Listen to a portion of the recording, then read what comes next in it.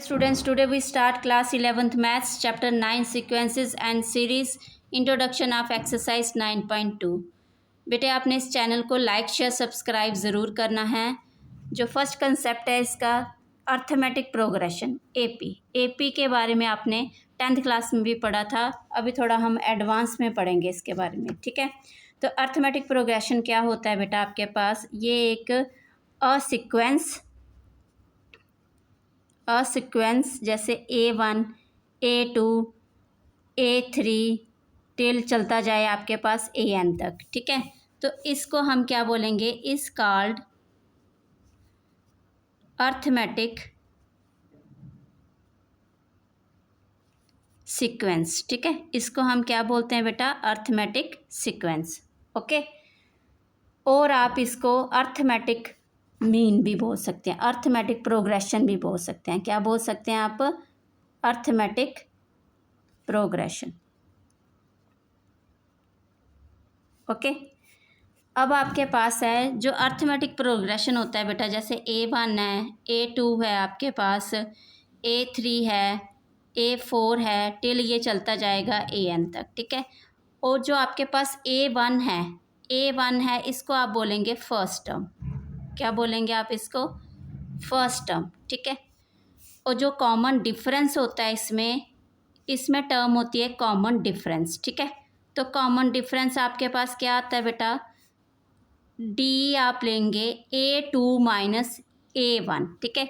जो second term होगी उसमें से आप फर्स्ट टर्म माइनस करेंगे A2 माइनस A1, तो ये आपके पास कॉमन डिफरेंस आता है, ठीक है।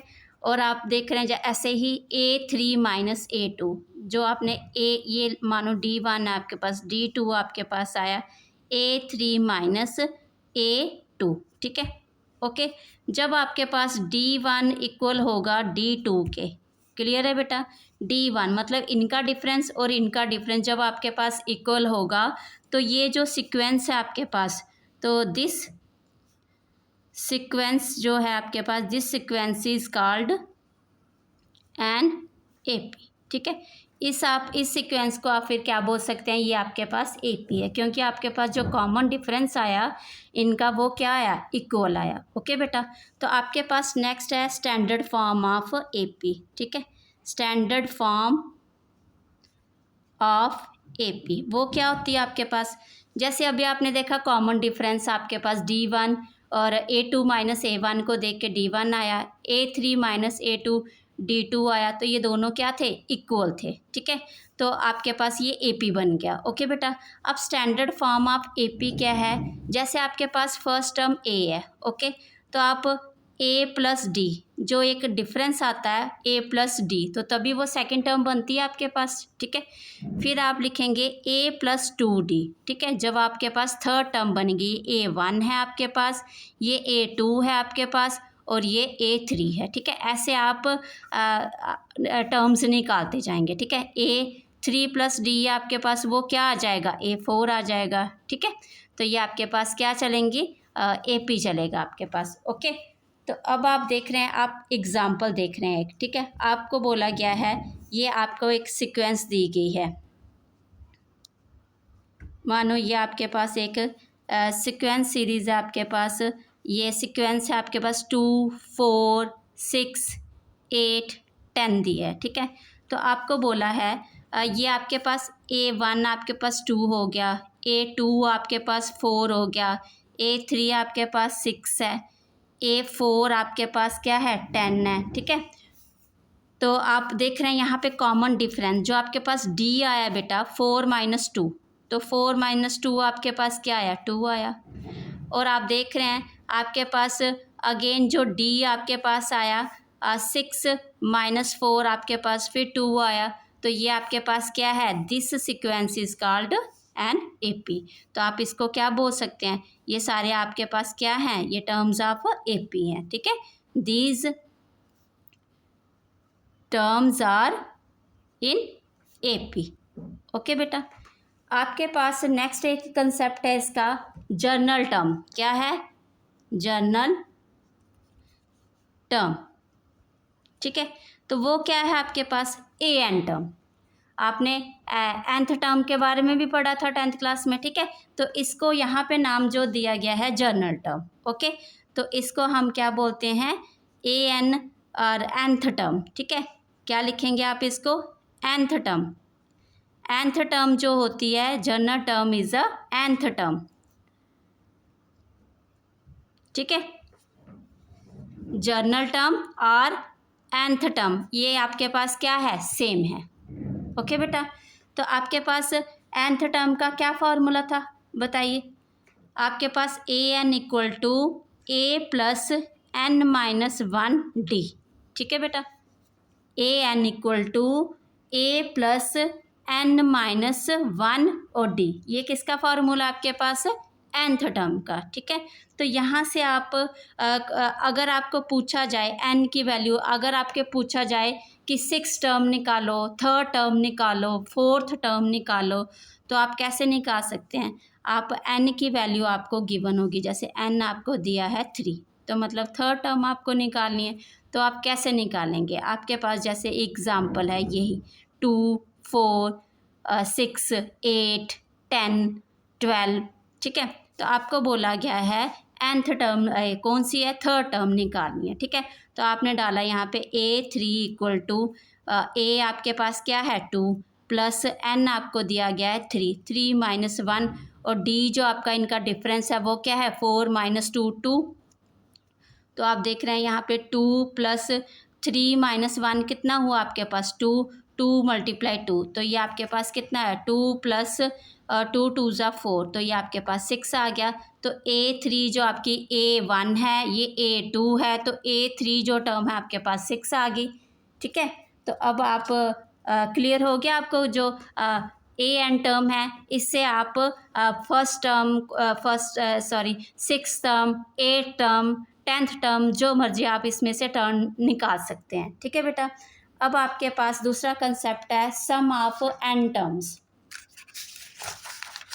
देखिए आप, ये क्या है, सम ऑफ एन टर्म्स। तो इसका क्या है बेटा, ये भी आपने 10th क्लास में किया था, सम ऑफ एन टर्म्स, ओके। इसका क्या फार्मूला होता है आपके पास जैसे a1 दिया है, a2 दिया है, टर्म दी है, a3 दी है आपके पास, ओके, और a4 दिया है टिल an तक, ओके, ये आपके पास टर्म है। तो आपको बोला गया है सम ऑफ एन टर्म्स निकालनी। तो इसका फार्मूला होता है बेटा Sn equal to n/2 bracket 2a plus n minus 1 d और ए ब्रैकेट क्लोज, ओके। तो जब आपको इसी में अगर लास्ट टर्म दी गई हो तो आपके पास जो सम ऑफ एन टर्म का फॉर्मूला है वो आपके पास ये आएगा Sn इक्वल टू n, जब आपके पास लास्ट टर्म जैसे ये दिया है ना, यहाँ पे लास्ट टर्म आपको an मैंने लिखा है यहाँ पे, तो यहाँ पे an आपको पता नहीं, ठीक है। लास्ट टर्म आपको l दिया होगा, क्या दिया होगा l, तो आप इसमें क्या फॉर्मूला लगाएंगे n/2 a प्लस l, तो ये आपके पास लास्ट टर्म का फॉर्मूला आएगा, ओके बेटा। तो आप इस वे से भी आप सम ऑफ एन टर्म्स निकाल सकते हैं, इस वे से भी, ठीक है।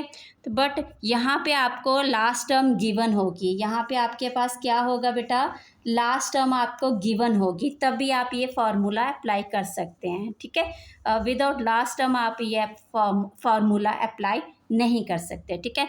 हम इसकी एक एग्जांपल ले रहे हैं, ओके। हम ले रहे हैं 2, 4, 6, 8, 10 और ये डैश डैश, ठीक है। आपको बोला गया है सम ऑफ 10 टर्म्स, ठीक है। तो आपने 10 टर्म का सम निकालना है। तो एस आपके पास क्या आएगा, एन आपके पास 10 है, ए आपके पास क्या आएगा 2 आएगा, और प्लस एन आपके पास 10 है और 1, और डी आपके पास 4 माइनस 2 कितना हो गया 2 हो गया। तो आप इसको सॉल्व करेंगे, ये 5 आया आपके पास, 2 2 ज़ा 4 प्लस 10 माइनस 1 कितना हुआ 9, 9 और 2, तो ये आप इसको सॉल्व करेंगे 5 और ये 4 प्लस 9 2 ज़ा 18, तो ये आपके पास 5, 4 और 18 कितना हुआ आपके पास 22। आप इसको मल्टीप्लाई करेंगे तो 5 2 ज़ा 10, 5 2 ज़ा 10, तो ये आपके पास क्या आ गई सम ऑफ 10 टर्म्स का जो आंसर है वो ये आ गया, ठीक है बेटा।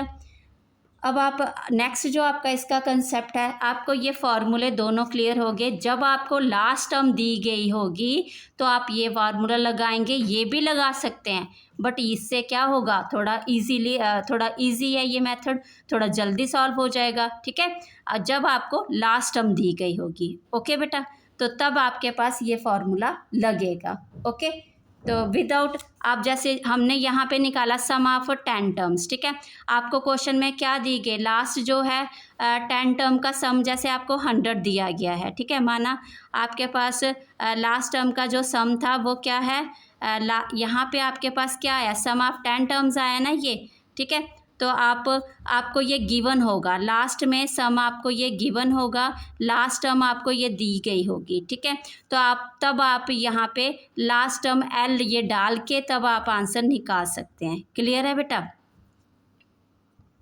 जैसे इसकी एग्जांपल लीजिए, आपके पास दिया गया है यहाँ पे बेटा 2 4 6 8 10, ये डैश डैश, लास्ट टर्म आपको दिया है 40 यहाँ पे। ओके बेटा, तो आप इसको कैसे अप्लाई करेंगे, एन आपके पास यहाँ पे दिया गया है कि आपको एन जो है 20 दिया गया है, एन क्या दिया गया है 20। ठीक है, तो एन आप यहाँ पे लिखेंगे 20 और ये 20 बाय क्या है आपके पास 2, और फर्स्ट टर्म है आपके पास 2 प्लस लास्ट टर्म है आपके पास 40। ठीक है, तो आप देख रहे हैं ये कट के आपके पास 10 आ गया।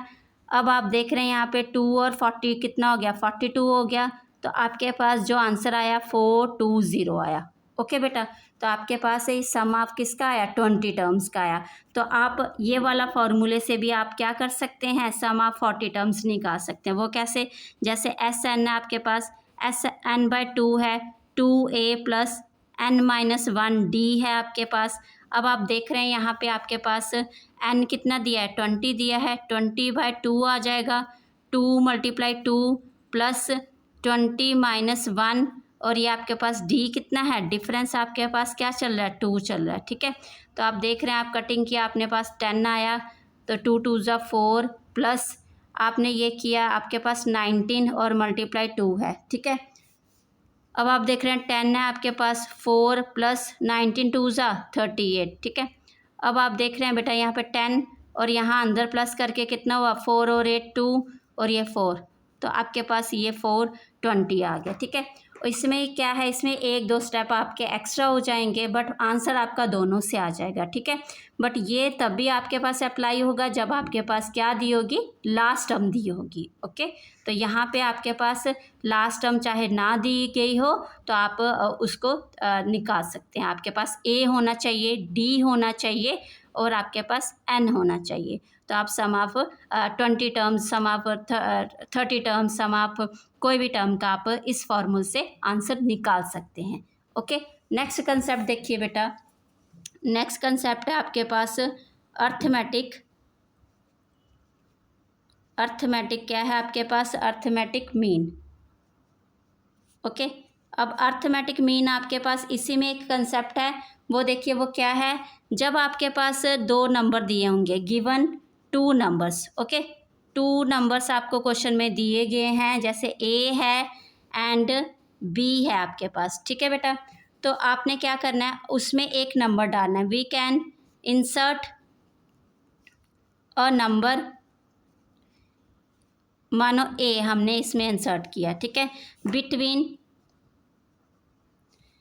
देम।